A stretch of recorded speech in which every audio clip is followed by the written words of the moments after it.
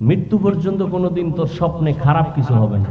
এই অজু অবস্থায় ঘুমাবি আর বুকের উপরে লিখবি ওমরের নাম, আইন মিম র, ওমর লেখে যদি ঘুমাও, বিশ্বাস থাকতে হবে মৃত্যু পর্যন্ত কোনোদিন তোর স্বপ্নে খারাপ কিছু হবে না।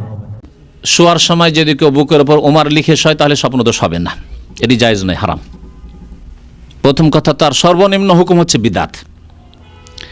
ওমর নাম লিখলো মানে আল্লাহ পাকের আশ্রয় নিল নাকি, না আল্লাহ ছাড়া অন্য কারো আশ্রয় নিল? সুতরাং এটি শুধু বিদাত নয়, বরং শিরক। সুতরাং এই করবেন না, কেউ ওমরের নাম লিখবেন, কেউ আলীর নাম লিখবে, কেউ হাসান হোসেনের নাম লিখবে, কেউ 5-55 লিখবে, আলী ফাতেমা হাসান হোসেন। আমাদের ক্যালেন্ডার গলিতে লিখাতে আলী ফাতেমা হাসান হোসেন, 5-55 শিয়া রাফেজিদের শিরকি কুফরি মতবাদ ঢোকা আছে। আর কেউ অন্য নাম লিখবে। তারপর আমাদের দেশের লোকেরা আসহাবে কাহফের ওই কুকুর আর ওই যে 7 জন তাদের নাম লিখে, এইসব শিরকি এবং বিদাতি আমল আছে, এগুলি সব জায়েজ নয়।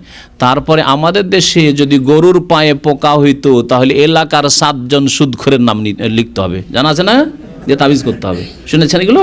হ্যাঁ, অনেকে শুনেছেন হয়তো।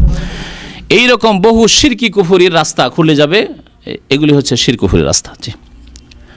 আরেকটি প্রশ্ন, যেগুলি করা হবে সেগুলি বলা হলো কোরআন অথবা হাদিসের দোয়া অথবা আল্লাহর নাম যাতে রয়েছে আর এবং তার অর্থ বুঝতে পারছেন।